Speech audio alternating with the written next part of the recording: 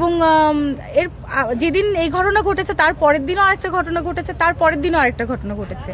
তো সবকিছু মিলে মনে হয়েছে যে যদি রামিসা দিয়ে শেষ হতো সেটাও হয়তো আমরা কিছু বলতে পারতাম, যেহেতু এটা হয়েই যাচ্ছে এবং আমাদের মা হয়ে আমাদের সন্তানের এরকম অপমৃত্যু, এটা আসলে দেখার বা একটা নারী হিসেবে একটা ধর্ষণ কোনোভাবে মেনে নেওয়া সম্ভব না।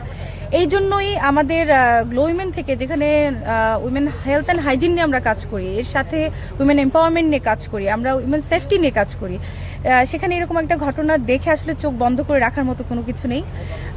আমরা চাই এরকম একটা জঘন্যতম ঘটনার যথেষ্ট রকম শাস্তি হোক এবং এই শাস্তি অতি সত্বর হোক, এবং আমরা ফাঁসি চাই, কোনো বিড়ম্বনা না করে ফাঁসি চাই, এবং যে কষ্টটা পেয়ে এক একটা বাচ্চা আমাদের একটা সুন্দর জীবন তারা হারাচ্ছে, সেইভাবে আমরা এসব নরপিশাচের শাস্তি চাই। আমি এতটুকুই বলবো। সবাইকে ধন্যবাদ, আমার যারা যারা আজকে অ্যাটেন্ড হয়েছেন।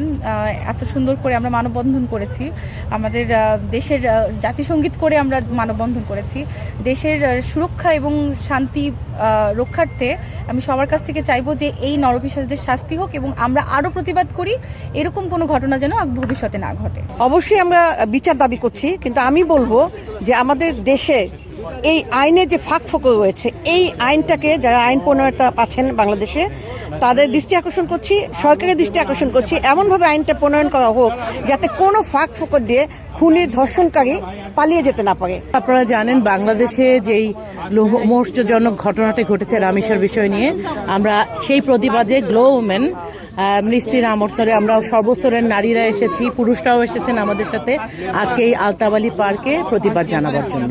গ্লো উমেনের পক্ষ থেকে বাংলাদেশের যে এখন রামিসাকে নিয়ে যে উত্তাল বাংলাদেশ, আমরা সেটার হয়ে প্রতিবাদ জানাতে এসেছি। টাইমস টিভি, মননী বাংলা ভাষা সংস্কৃতি।